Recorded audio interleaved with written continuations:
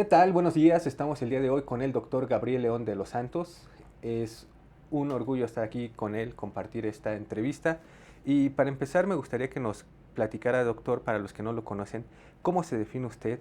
Tiene 30 años de experiencia en el sector energético, pero ¿cómo se definiría usted a través de todos estos años? Bueno, antes de responderte, Daniel, muchas gracias por la entrevista. Sé que estás iniciando este proyecto, entonces deseo que tengas éxito en tus entrevistas, en tus planes y que estas entrevistas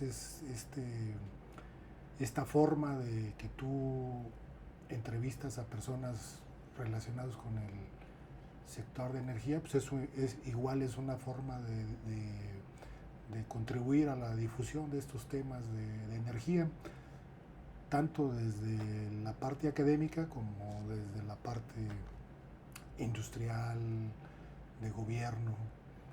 Entonces esperemos que esta información ayude no solo a alumnos, sino también a profesionales de la industria, del gobierno, ¿no? Que se encargan de la regulación, de ir viendo que los temas de energía vayan avanzando, ¿no? Y al ir avanzando, pues vayamos contribuyendo todos a que México pueda ir logrando sus metas de desarrollo sustentable en temas de energía, de mitigación de emisiones, ¿no? Bien, entonces felicidades, Daniel, por este esfuerzo que haces y esperemos que tengas mucho éxito, ¿no? En cuanto a tu pregunta, de cómo me definiría yo después de 30 años de estar en estos temas, pues primero te diría que desde mi licenciatura, yo soy ingeniero mecánico, yo escogí mi módulo terminal de energía y empecé a trabajar en 4 empresas. En esas 4 empresas, cinco, pero 4 de ellas tenían que ver con temas de energía. Entonces siempre he estado en el área de energía. Después en la maestría, pues igual tomé una maestría en energía, procesos de uso eficiente, y el doctorado en energía, ¿no? Entonces, a raíz de eso, pues yo me veo como una persona con conocimientos teóricos y prácticos en las áreas de las plantas de generación eléctrica, plantas de vapor industrial que usan energía fósil, energía renovable e híbridas, y que me veo como una persona que le da un enfoque práctico a los análisis, al entendimiento de estos sistemas, y ese enfoque práctico lo expreso en las cuestiones económicas, financieras, ambientales, porque sé que las decisiones no siempre son de carácter técnico, sino pasan por el ámbito económico, financiero, ambiental, y a veces por el lado estratégico. Entonces así es como yo me veo, como una persona que tiene esos dos componentes, ¿no? La parte teórica de la formación y la parte práctica por la experiencia que he tenido en 10 años en la industria, y la parte práctica como mencionas tú, ya casi 30 años en estas temáticas, y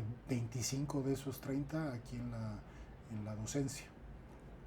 Y muchas gracias, doctor, por sus buenos deseos y también por compartirnos su experiencia. Y bueno, me gustaría que nos cuente cómo es que decidió estudiar ingeniería mecánica y eventualmente después se fue a la parte de energía.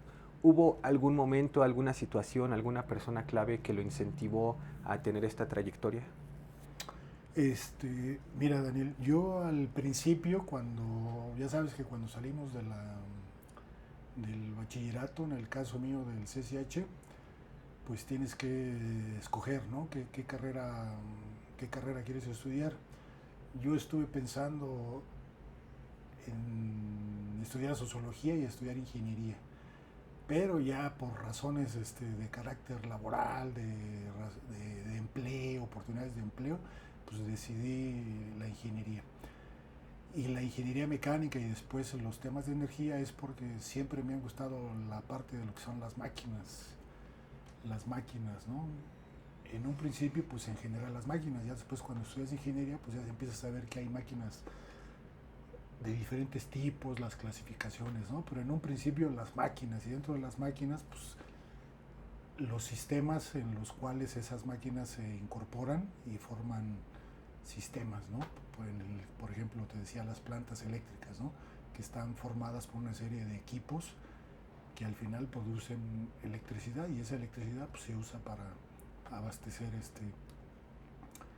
necesidades de ciudades, de la industria, del país en general, ¿no? Entonces, en un principio eso es lo que me motivó a estudiar ingeniería, las máquinas, los sistemas, ¿no? Y después la energía, porque sabía yo que esas máquinas, bueno, pues con qué se mueven esas máquinas. Y en un principio, pues tú dices, pues es con electricidad, algunas usan gasolina, diésel, ¿no? Pero eso ya después tú lo enfocas y dices, ah, pues es energía. Y entonces tú ves que la energía pues es lo que mueve todo, ¿no? Te vas dando cuenta que la energía es lo que mueve todo. Entonces cuando yo llegué a mi módulo terminal de mi licenciatura, para escoger qué módulo, porque había diferentes módulos, yo dije, no, pues el módulo de energía, porque es la base de todo, es lo que mueve todo. Desde hace siglos, ahorita y en el futuro, pues es la energía, es la base de todo esto, ¿no? La cámara que nos está ahorita grabando pues necesita energía eléctrica, ¿no? Sabemos que puede venir de energía fósil o de energía renovable, ¿no? Esperemos que tenga algún componente de energía renovable y de esa manera esta entrevista tenga desde ese punto de vista un elemento sustentable. Muy Así bien, es. pues qué interesante su trayectoria, su historia, cómo se fue ahí formando. Y dentro de eso me gustaría preguntarle, ¿cómo recuerda sus años dentro de la universidad? En las, digamos, el bachillerato, la universidad, los posgrados. ¿Qué valores lo han marcado desde entonces? Bueno, mira, yo siempre he estudiado en la UNAM. Mi bachillerato pues fue en el CCH, después entré a la Facultad de Estudios Superiores Cuautitlán. O sea, siempre he sido de la UNAM, siempre he estudiado en la UNAM, ¿no? Ya en la licenciatura, ¿cómo fueron esos años de estudio en la licenciatura y qué cosas te fueron motivando? Pues en esa época lo que estaba de boga era el Tratado de Libre Comercio, o sea que se estaba firmando el Tratado de Libre Comercio y lo que decían los profesores, lo que se escuchaba en las noticias es que una vez que se firmara eso, pues que México iba a tener muchas oportunidades para abrirse, porque antes vivíamos en una economía cerrada, los 80 era una economía cerrada, entonces el Tratado de Libre Comercio era una oportunidad de que México se abriera al mundo, de que llegaran más industrias, de que México tuviera más desarrollo, más industrialización, y algo que dominaba esos temas es que iban a venir empresas extranjeras y entonces que los ingenieros que se estaban formando pues tenían que tener esas capacidades de conocimientos, de habilidades, a lo que le llamamos competencias laborales, para poder incorporarse a esas empresas que los contrataran y que tuvieran un desempeño adecuado al nivel de los ingenieros de esos países, Estados Unidos, Canadá. Entonces ese era el reto que nos comentaban los profesores, que teníamos que prepararnos nosotros como futuros ingenieros en tener esa buena formación académica, ¿no? O sea, técnica, pero que también nos formáramos en la parte del idioma. Entonces eso era lo que predominaba en ese momento y era lo que motivaba a los estudiantes a que se formaran no solo en el área de la ingeniería que escogieron, ¿no? Sino que también que tuvieran bien presente que iban a tener un mercado laboral más competitivo por el Tratado de Libre Comercio. Y ya a la distancia, porque pues, lo del Tratado de Libre Comercio pues, se fue a inicios de los 90, primeros años de los 90. Entonces podemos ver que esto que decían los profesores, pues efectivamente se cumplió y sigue siendo la, una premisa para los ingenieros que ahorita están egresando, pues sigue siendo lo mismo. Uh-huh. Y, por ejemplo, doctor, usted nos habla de partes técnicas con partes económicas. Y eso también se refleja en sus decisiones que usted tomó en su carrera. Por ejemplo, usted de inicio su formación es de ingeniero y después hizo un doctorado en economía de la energía, algo que es poco común. ¿Qué fue lo que lo llevó a hacer ese salto interdisciplinario? Bueno, mira, de entrada, el plan de estudios de ingeniería, el mío, aunque ya obviamente pues ya ha sido modificado muchas veces, actualizado, siempre han incluido las materias de ingeniería, las materias del área físico-matemática, las de ingeniería, pero también incluían materias del área económico-administrativas. Entonces nosotros llevábamos materias con esas temáticas. Y algunos profesores, pues sí te comentaban, ¿no? Que estas materias no eran de relleno, sino que ya en la vida práctica, en la vida laboral, sí las necesitabas, porque los ingenieros no siempre iban a estar haciendo cosas técnicas, sino que buena parte de las funciones de los ingenieros pues era la gestión de personal, gestión de procedimientos administrativos en las empresas. Y en esos años igual empezaba a tomar relevancia lo del cambio climático. Veníamos saliendo de lo de la capa de ozono, los clorofluorocarbonos, la destrucción, ¿no? Entonces, a nivel mundial, pues se aprovechó esa inercia que se traía con lo de cómo se organizó las Naciones Unidas para afrontar lo de la capa de ozono, darle la solución. Y entonces en el año 91, pues se aprovechó esa inercia para enfocarse ahora sí en lo del cambio climático, gases de efecto invernadero, que terminó en el 97, ¿no? Con el protocolo de Kioto. Entonces también estaba la parte ambiental. Entonces, si juntamos estos aspectos, la parte ambiental, la parte económico-administrativo que ya venían los planes de estudio, y luego que yo, egresado de la licenciatura, entré a trabajar directamente y estuve trabajando casi 10 años en estas empresas que mencioné hace rato, pues ahí te das cuenta más que las funciones de los ingenieros no son solo técnicas, sino que tiene que ver mucho con la parte económica, financiera, la parte administrativa. Y entonces ahí uno se da cuenta que la formación de los ingenieros necesita un complemento en esas áreas.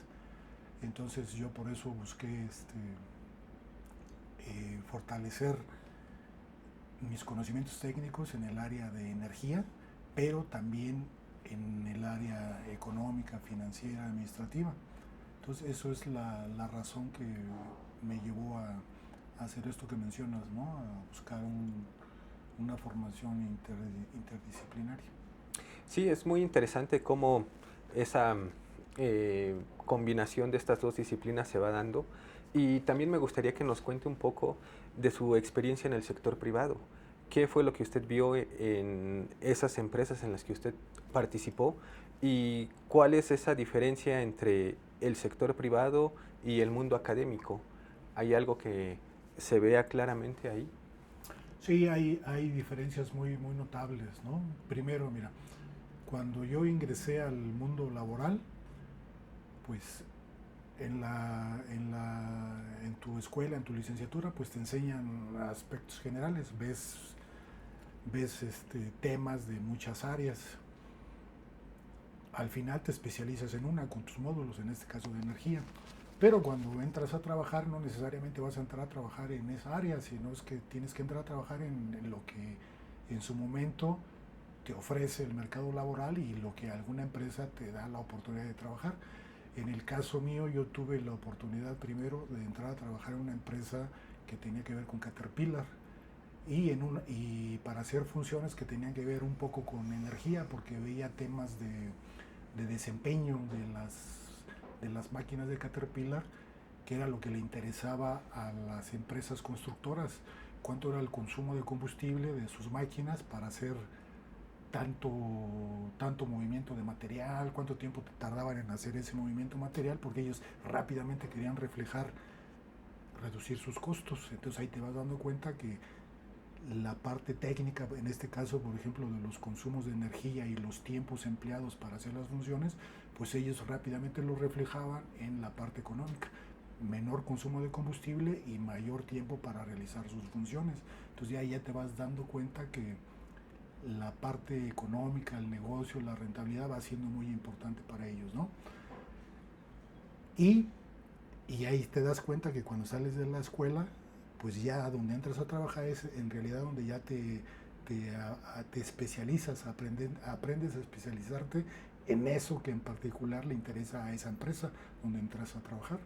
Entonces, en el caso mío de Caterpillar, pues así fue. Fue un puesto que se llamaba de asistente técnico a la venta de equipo, donde yo tenía que apoyar a los clientes dándoles información técnica de estos consumos de combustibles de las máquinas, los tiempos que se necesitaban para mover tantas toneladas de materiales y cómo eso a ellos se les iba a reflejar en una reducción de tiempos, costos, y esos iban a ser sus criterios para decidir si compraban el equipo de nosotros, un Caterpillar, o iban a ir con Komatsu, o iban a ir con otros fabricantes. Entonces era una labor de convencimiento que tenía bases técnicas de ingeniería, pero que al final aterrizaba en aspectos económicos. No era todavía relevante la parte ambiental. Ahorita si tú agarras una máquina de estas, pues es importante que le agregues la parte de las emisiones, huella de carbono, porque están quemando diésel estas máquinas. Pero en ese momento, o sea, estamos hablando de hace 30 años, pues no tenía mucho peso. Ahorita, sin duda, alguien que se dedique a eso, pues tiene que la parte técnica, la parte económica, los ahorros y la parte ambiental en cuanto a reducción de emisiones, ¿no? Entonces, ese asunto así lo puedes ver y es muy similar en otras empresas. Después yo me cambié a una empresa de calderas, Cleaver Brooks. Igual, el mismo caso, ¿no? El uso del combustible para generar vapor, qué es lo que le importaba a la empresa, pues cómo generar ese vapor al menor costo, que sus calderas tuvieran confiabilidad, que no tuvieran paros, que no tuvieran fallos, porque en este caso el vapor, las calderas, pues están alimentando líneas de producción para cocción de alimentos, esterilización, para envasado, para teñido, o sea, muchas aplicaciones que tiene la industria con el vapor.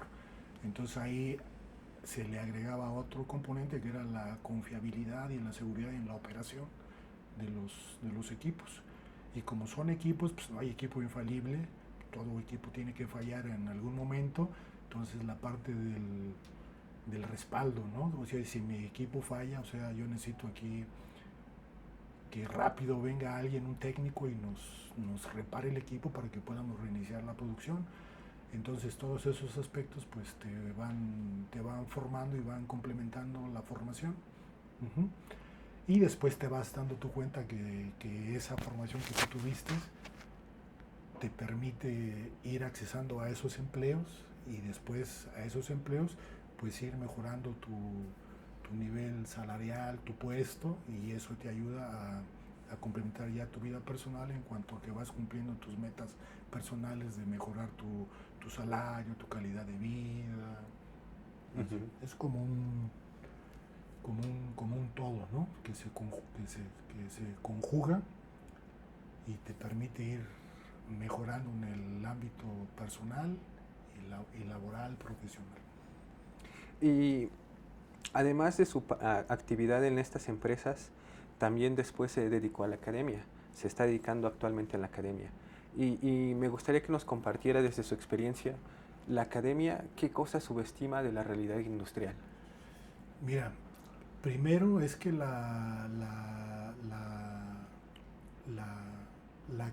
industria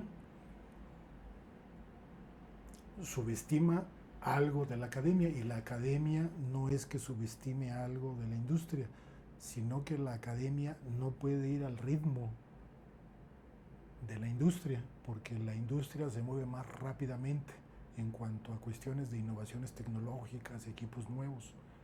Entonces la academia tiene que primero darse cuenta que es lo nuevo tecnológicamente, equipos, sistemas que están llegando a la industria, incorporarlos a través de esos conocimientos, esas necesidades, esas competencias laborales que tienen que tener sus egresados para poder entender, operar esas máquinas, esas tecnologías, tienen que incorporarlos a sus planes de estudio.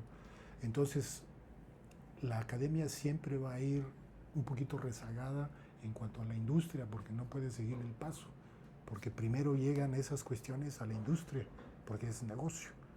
Ajá. Entonces, el reto ahí de la academia es que entre más rápido pueda asimilar esas tecnologías, esos equipos, los puede incorporar a sus planes de estudio, y sus egresados puedan salir ya con esas competencias laborales, para que esas empresas que contratan a los ingenieros ya tengan conocimientos de esos equipos, de esas tecnologías, y más rápido aprendan a usarlos, a operarlos, a manejarlos, o sea, reducir la curva de aprendizaje, y eso le ayudaría a la industria a tener menos costos de capacitación, y que rápidamente los ingenieros en un mes, 2 meses ya empiecen a contribuir a la producción y se reduzcan los tiempos de capacitación. ¿Qué es lo que la industria, vamos a llamarle así, menospreciaría de la academia? Pues yo pienso que básicamente es en los temas de los salarios. ¿Ah? Porque la industria castiga mucho los salarios de los ingenieros recién egresados. Vamos a enfocarnos ahorita nada más en los ingenieros. Podría ser en otras áreas, pero los ingenieros, pues los restringe muchos con sueldos que en la mayoría de los casos son muy bajos. Y eso pues decepciona a los estudiantes, ¿no? Que dicen tanto tiempo que he estudiado, y entonces ahora que ya quiero trabajar me ofrecen un sueldo de 10,000, 12,000 pesos, en el mejor de los casos 14,000 pesos. Ajá.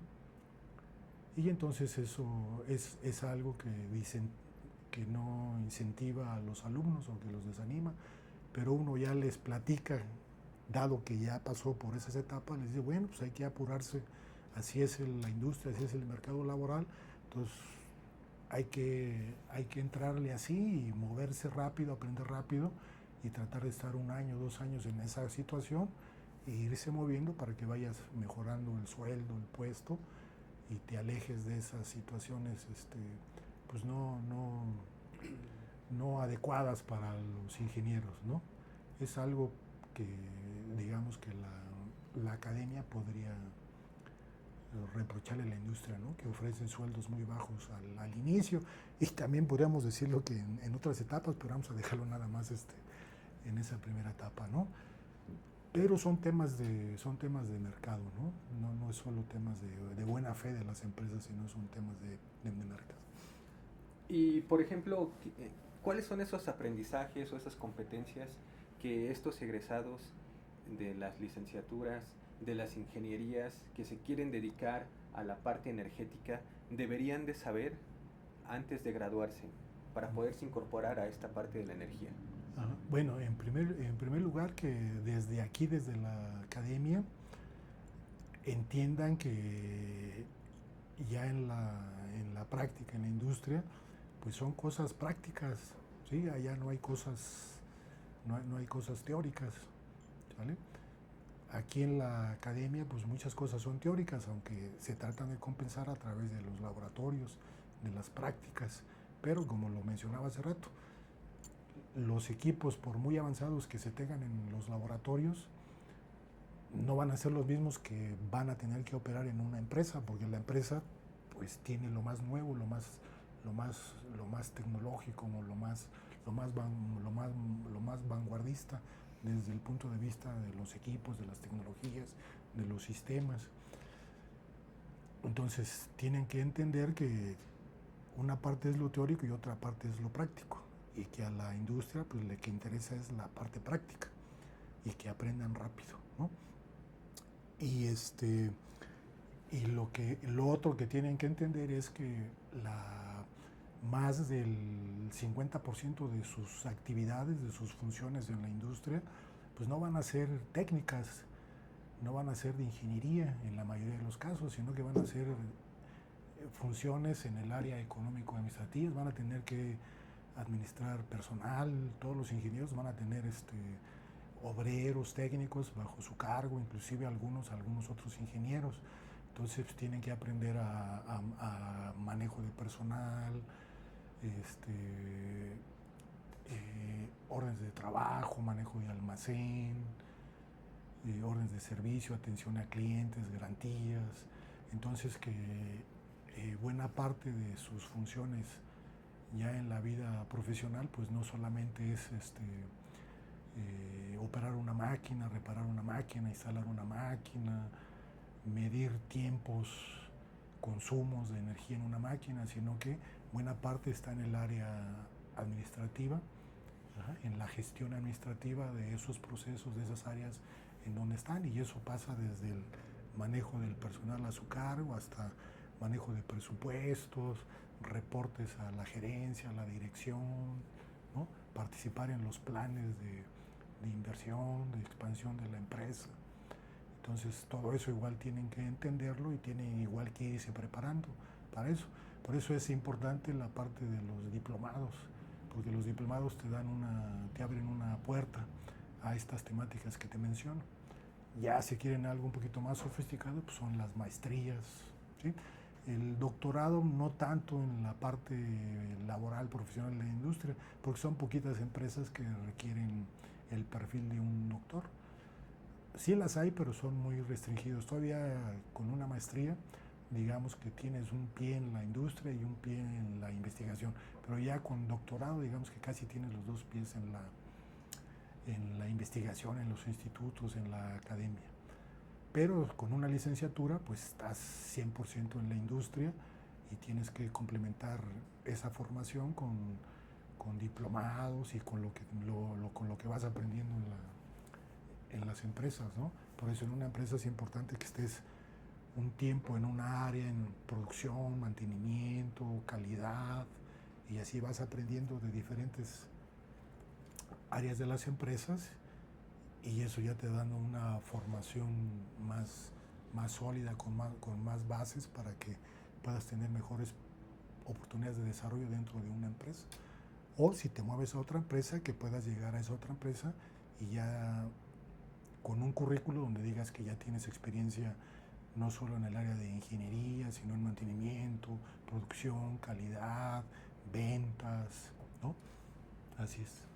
Y, por ejemplo, doctor, usted ha dirigido tesis de estudiantes y algunas de esas tesis han sido premiadas a nivel nacional. Me gustaría que usted nos compartiera cuáles son esas cualidades, esas características que tienen los estudiantes sobresalientes. Sí, bueno, esto que mencionas, bueno, en particular a mí me da mucho gusto, mucha satisfacción, porque es algo que en lo particular yo puedo presumir. Por ejemplo, yo te puedo presumir que de aquí de los 10, 12 profesores que están en el área aquí donde yo estoy, que es el departamento de eléctrica y sostenibilidad, yo te puse que soy el único profesor que tiene estos reconocimientos y de cierto prestigio, porque son reconocimientos que está dando la Fundación UNAM en asociación con empresas privadas.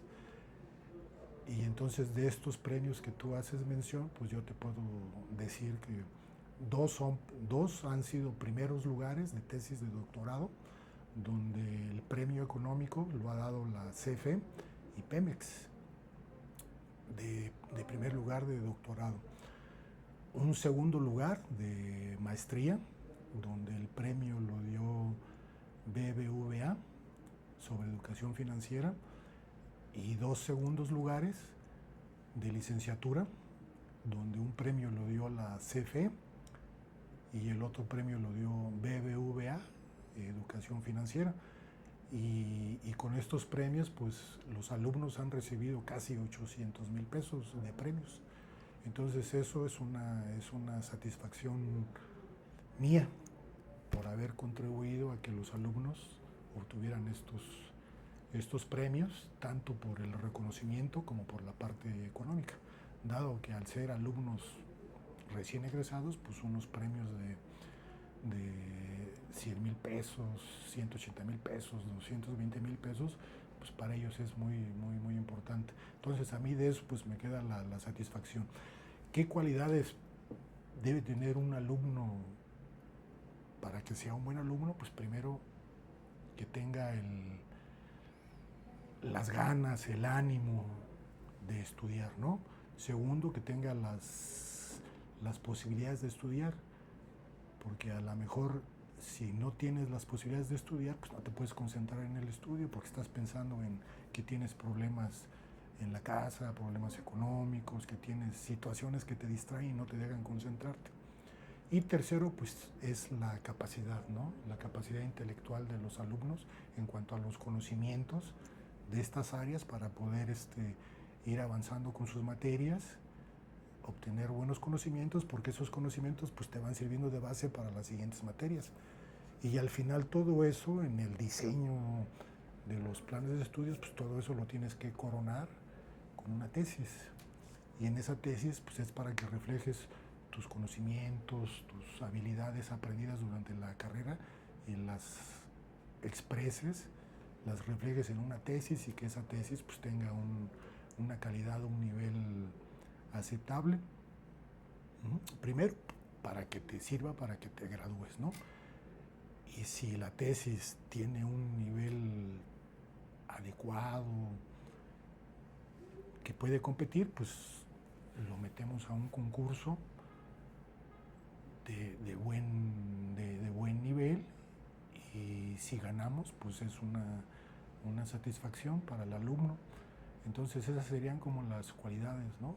Algunas son cualidades y otras cosas son como el contexto, ¿no? En el cual los alumnos se tienen que desarrollar para que tengan un buen desempeño, porque puede ser muy inteligente, muy, muy dedicado, muy trabajador, pero si te distraes por otras cuestiones, pues es más difícil, ¿no? Para el alumno, porque tiene que distraer su mente, su concentración en resolver otras situaciones. Por eso los apoyos de becas en dinero, becas alimenticias, son muy importantes porque alivian algunas necesidades de los alumnos y hacen que tengan más posibilidades de concentrarse más en sus estudios, y que eso se refleje en mejores calificaciones, mejor desempeño y al final en un mejor ingeniero. Y un mejor ingeniero pues lo puede empezar a reflejar en una buena tesis, si ya está trabajando, en que lo contraten más rápidamente, porque las empresas sí se fijan en la formación, no todas, pero algunas sí se fijan. Hay empresas que sí te ponen como requisitos. Yo acabo de compartir una solicitud de empleo de una empresa que me pidió a mí y yo la compartí y ahí les ponían 8 mínimo de promedio.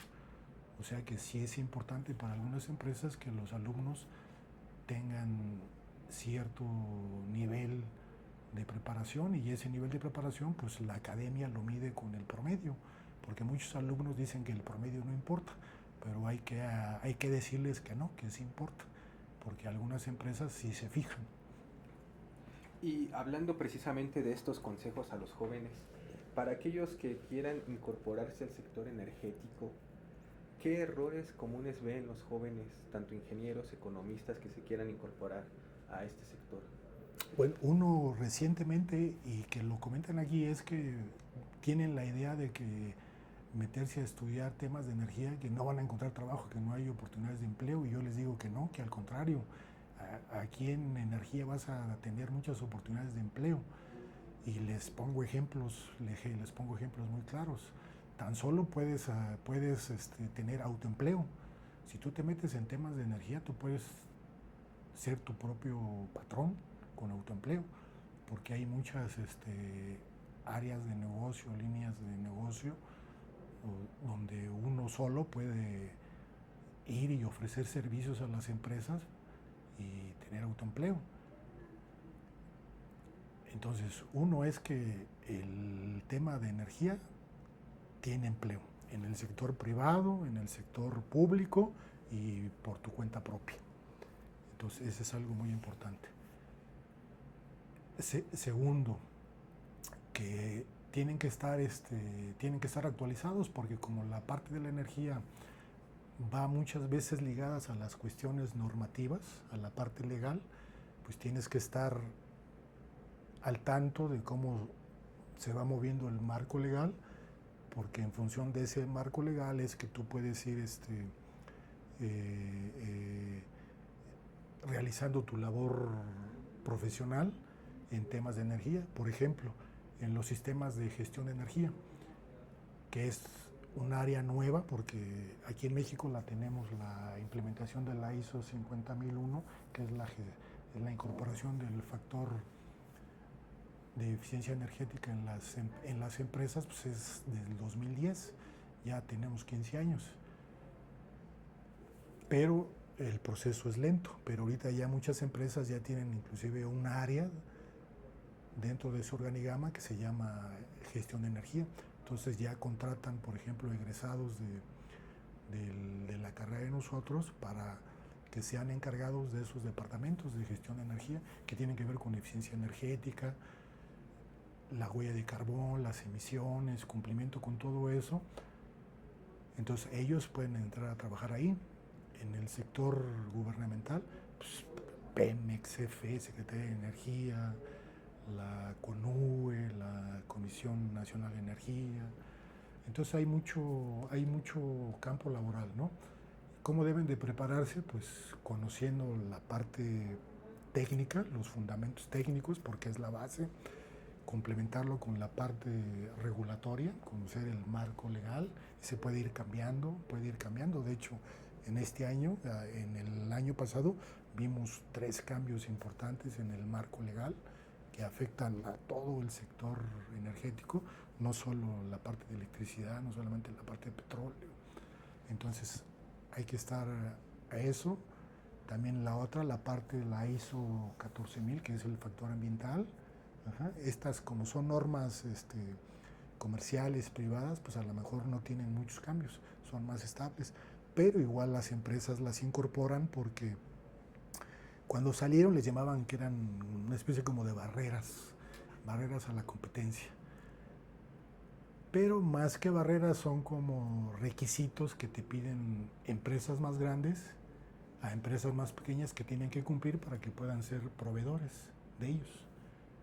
Entonces, igual ahí hay campo de aplicación, de trabajo para los egresados o los que están en el ámbito de energía, porque está el ámbito energético y el ámbito ambiental y van ligados, porque lo que uses de combustible pues va a terminar una parte en la atmósfera a través de la combustión. Y la otra parte pues es la parte que tiene que ver con las energías renovables, que igual está muy incipiente, muy en desarrollo, y que pues se tienen planes, ¿no? Las metas de desarrollo 2030, 2050, para que tengan más penetración, toda la parte eléctrica, pero ahí hay muchos retos, porque nos pueden decir en algunos foros, en la televisión, que las energías renovables, pero ya cuando lo revisamos con números, pues es difícil que se puedan lograr esas expectativas, porque el consumo de energía que tiene este planeta todavía es mucho más grande del que pueden ofrecer las energías renovables. Así es que el petróleo todavía lo vamos a tener cuando menos otros 50, 60 años más. Entonces las energías renovables pues vienen como un complemento al petróleo, y esperemos que con el paso de los años, 50, 60 años, se vaya revirtiendo eso, que el petróleo empiece a ser un complemento de las energías renovables. Pero hoy por hoy es el petróleo. Tan es así que los conflictos que vemos ahorita son por petróleo, ¿no? Ahorita en este momento hay uno muy conocido que es por petróleo, es por querer controlar las mayores reservas de petróleo del mundo, ¿sale? tanto para necesidades de la industria como cuestiones geopolíticas, geoestratégicas, pero bueno, eso ya es otro tema, pero tiene que ver porque la energía tiene muchos ámbitos, no solamente es el ámbito de la termodinámica, el ámbito técnico de las máquinas, sino es la regulación, son los costos de la energía, los escenarios de los combustibles, la regulación, la parte ambiental, las energías renovables, costos de los proyectos, ¿no? Y resumiendo todo esto, pues a las empresas, ¿qué les interesa? Pues a las empresas les interesa la parte económica, la parte financiera, la parte ambiental, porque tienen que cumplir con reglamentos ambientales, leyes ambientales en cuanto a emisiones, huella de carbono, todo ese asunto. Entonces, eso es algo muy importante que se tiene que complementar la formación de los ingenieros con las áreas económico-administrativas, en particular la parte económica financiera, ambiental, porque de ahí es de donde vienen las tomas de decisiones para decir si un proyecto de eficiencia energética se hace o no se hace, si un proyecto fotovoltaico se hace o no se hace, si un proyecto de parques eólicos se hace o no se hace. Ajá. Así es. Si una línea de producción se hace más grande o se hace más pequeña en función si voy a tener el suministro energético y de dónde va a venir. Tenemos una reglamentación que obliga a grandes usuarios calificados de energía eléctrica. Este año, el 14, me parece que pasa del 13 al 14% de su consumo de energía anual tiene que venir ya de fuentes limpias. Y si no lo hacen, es una multa. Entonces, ¿por qué lo van a hacer estas empresas? Pues puede ser nada más por el beneficio económico, el negocio, pero también puede ser por cumplir con esa disposición, porque si no me van a multar.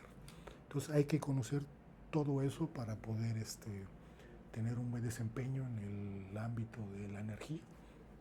Y esto es muy interesante porque nos está comentando cómo es que la energía toca varias aristas, que la parte de ingeniería, la parte termodinámica, que la parte de regulación, la parte de derecho, la parte geopolítica, la estrategia.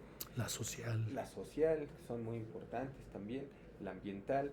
Y entonces, doctor, me gustaría preguntarle, para un joven, supongamos que usted tuviera que asesorar a un joven, aconsejar a un joven, y ese joven quiere impactar en el sector durante los siguientes 30 años, ¿qué consejo le daría? Pues que se prepare en lo teórico, en lo práctico, pero antes de eso, que le guste, para que tenga la motivación. Porque si él tiene la motivación, no va a necesitar que su empresa lo mande a capacitar, no va a necesitar que sus amigos le digan ponte a aprender esto, que lo vas a necesitar. Si él tiene la motivación y le gusta este tema, él solito va a saber que tiene que prepararse en esto, que tiene que prepararse en esto, que tiene deficiencias en esto.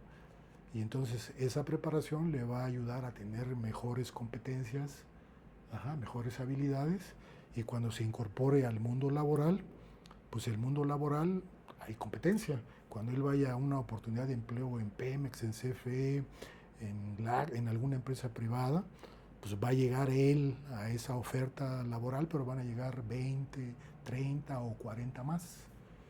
¿Cómo él va a poder sobresalir de esos otros aspirantes a ese puesto, a esa oportunidad laboral? Pues va a ser a través de sus conocimientos, de sus habilidades.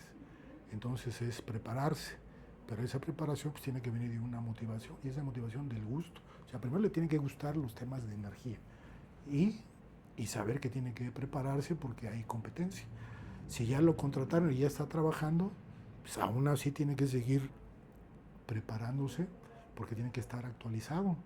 Porque si no, viene uno nuevo, un recién contratado, y tiene más conocimientos, más habilidades, aunque él tenga 2, 5 años ahí, la empresa se da cuenta que aquel tiene mejor desempeño y le va a decir, ¿sabes qué? Mira, mejor tú eres el encargado.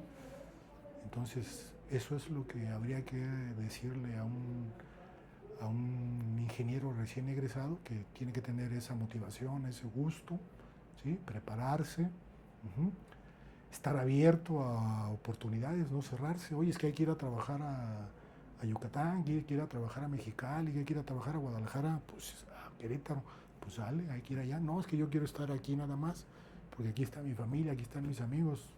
No, ¿sale? Estar abierto a esas situaciones, ¿no?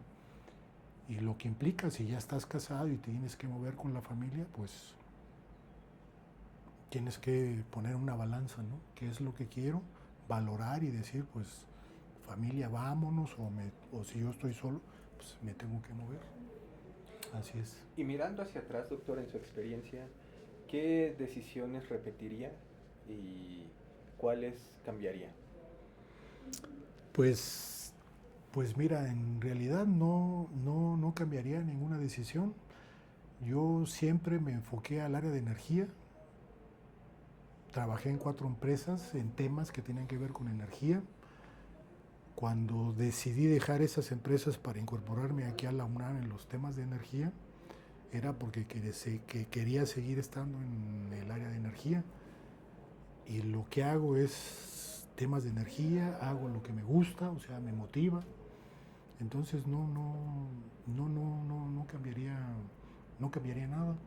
Yo aquí estoy, me dedico más, me centro más a las cuestiones académicas, a las cuestiones de investigación. Trato de estar lo más posible aislado de las cuestiones administrativas, uh-huh, porque tuve experiencias cuando trabajé en las cuestiones administrativas. De esas 5 empresas, 2 tuve que tener trato con personal sindicalizado, y tratar con personal sindicalizado, con sindicatos, a veces no es muy eh, vamos a llamarle a gusto. Uh-huh. Y entonces, como ya tengo esas experiencias, prefiero estar al margen de estas cuestiones administrativas, cosas que tengan que ver con sindicatos y eso, para estar más, para estar más tranquilo. Uh-huh. Así es. ¿Qué legado le gustaría dejar en el sector energético? Pues el legado es, ya lo hemos hecho, porque es cada egresado de licenciatura, cada egresado de maestría, cada egresado de doctorado, ese es un legado. Es un legado que va a durar 25, 30 años de ese alumno en el área de energía, que va a estar trabajando y que va a estar representando a la universidad, a la Facultad de Ingeniería, al posgrado de energía. Entonces ese es un legado. El otro legado que podemos dejar, pues es lo que nosotros escribimos, los artículos que se quedan en las revistas y que los pueden consultar. Hay temas que son coyunturales y que tienen vigencia 1 año, 2 años, pasan de moda, pero hay otros temas que pueden tener vigencia 15, 20 años. Hace ratito comentábamos, ¿no?, de un artículo que hablaba de temas sociales, o sea, la base de la energía, pero se centraba en aspectos sociales, y te decía que era un artículo muy exitoso porque tiene como 300 citas a nivel internacional, y en particular la parte social es lo que ha resaltado de ese artículo. Entonces es un legado, es un legado que se queda ahí. Hay otras cosas más técnicas que, digamos, que está más reducido a ingenieros especialistas, ¿no? Esos son los legados que dejamos, ¿no? Otro legado, pues, puede ser esta entrevista, ¿no? Esto que estoy comentando, que a veces yo se los comento, esto que te estoy diciendo, yo se lo comento muchas veces a los alumnos, pero se queda en el salón con los 10, 15, 20 alumnos que están ahí. Ahorita, como está en una grabación, va a quedar en YouTube, pues puede llegar a más gente y puede trascender más. Entonces esos son los legados.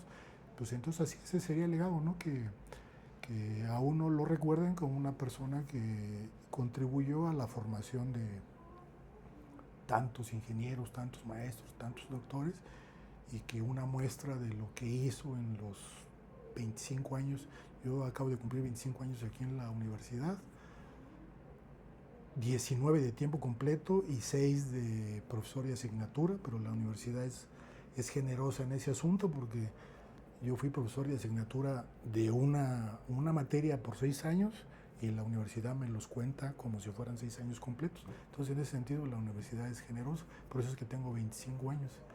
Pero de tiempo completo, pues son 19. Entonces, que en esos 25 años, pues haber contribuido básicamente con eso, con la formación de los alumnos, que va a durar mientras esos alumnos se mantengan activos, ¿no? Así finalmente, doctor, me gustaría preguntarle qué es lo que lo sigue motivando hasta el día de hoy, qué es eso que lo empuja a seguir investigando, a seguir enseñando, a pararse todos los días y venir a la universidad. Pues el tema de la energía que siempre cambia, siempre hay cosas nuevas o cambian las leyes, cambian las regulaciones. La parte tecnológica a veces es más lenta, se mueve más lento, ¿sale? Por ejemplo, los paneles solares. En 2005 teníamos $9 por watt de panel solar. Ahorita en 2026 ya estamos hablando de 60 centavos de dólar por watt en paneles solares. Entonces son 21 años donde el desarrollo tecnológico en este caso ha sido muy dinámico, pero hay otras tecnologías donde es muy lento. Por ejemplo, en turbinas de gas, donde tenemos prácticamente 20 años donde las mejoras en la eficiencia pues han sido muy pequeñitas. Hemos pasado de turbinas que teníamos en el año 2000 que tenían eficiencias del 40-41% y 25 años después pues ya nos estamos acercando al 42-43%. Pero así es la parte tecnológica, la parte del desarrollo. Entonces, en algunos lados puede ser saltos tecnológicos muy importantes que hacen que se hagan cambios en cuanto al desempeño de estos equipos desde el punto de vista de la eficiencia, muy dinámicos, y en otros muy lentos. Si lo vemos, por ejemplo, en calderas, pues esto es muy lento. Son cambios más bien en la parte del software, los sistemas de control, de monitoreo, porque la parte energética pues está como más estancada, porque se necesita ya ahora sí una disrupción tecnológica, algo nuevo que haga que una caldera pase ahorita de 80% de eficiencia a 86%, ¿no? Si no se da eso, pues tenemos 20, 30 años con eficiencias de 80% y un poquito más, porque hubo un equipo auxiliar que viene a mejorar esto, así, ¿no? No, pues qué interesante, doctor. Me gustaría preguntarle, para alguien que lo quiera contactar, que quiera ponerse en contacto con usted para alguna asesoría, clases, lo que sea, ¿cómo lo podemos encontrar? Pues aquí, mira, nosotros estamos aquí en el posgrado de ingeniería, en el edificio S, en el cubículo S116, y el correo que uso yo para cuestiones académicas es el T de Tomás, E de Ernesto, S de Samuel, G de Gato, León, @Yandex con Y y X al final, .com, y el mismo tsgleon@yahoo.com.